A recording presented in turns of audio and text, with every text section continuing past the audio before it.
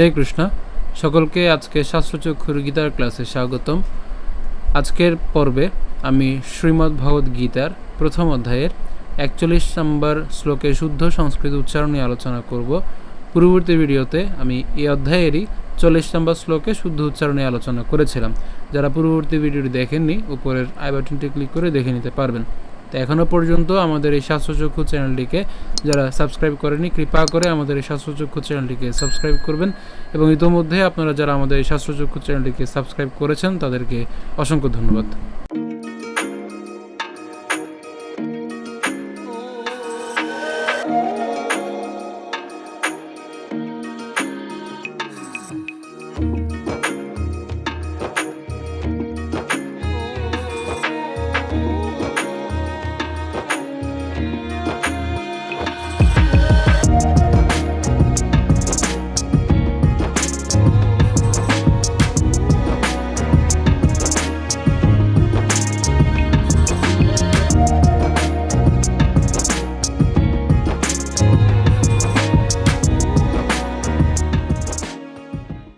তো শ্লোকটি হচ্ছে সংকর নরকাবৈব কুলঘ্নানাং কুলস্য চ পতন্তি পিতর হিয়েষাং লুপ্ত পিণ্ড দকক্রিয়া।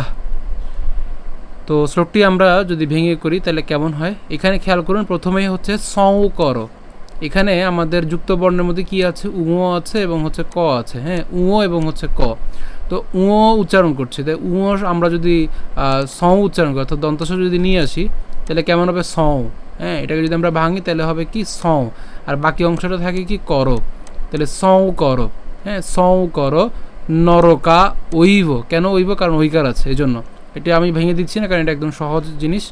তো কি বলতে পারি, নরকা ঐব।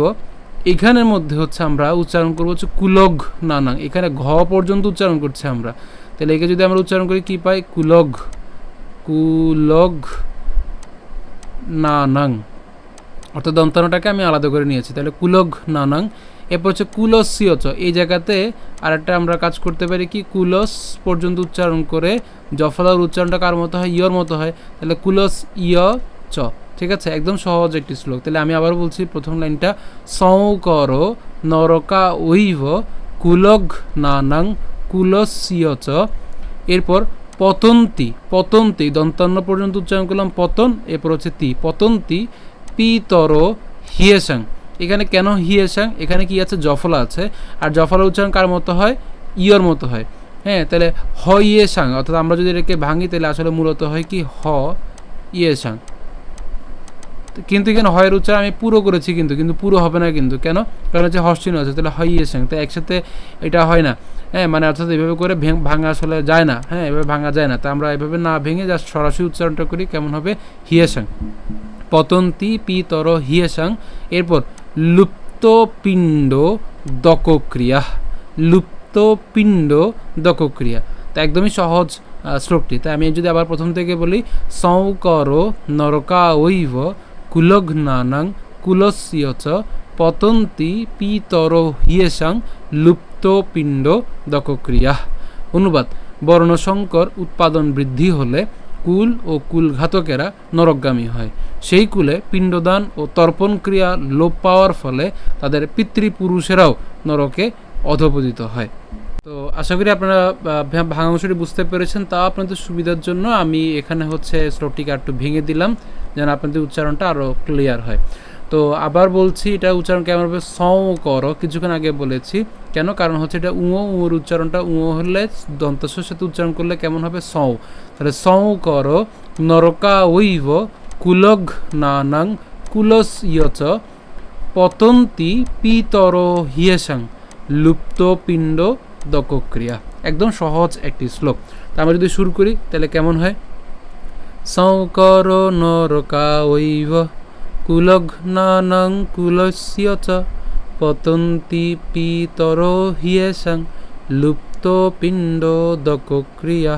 আমি আবার বলছি, সংকর নরকা ঐব কুলঘ্নানাং কুলস্য চ পতন্তি পিতর হিয়েষাং লুপ্ত পিণ্ড দকক্রিয়া।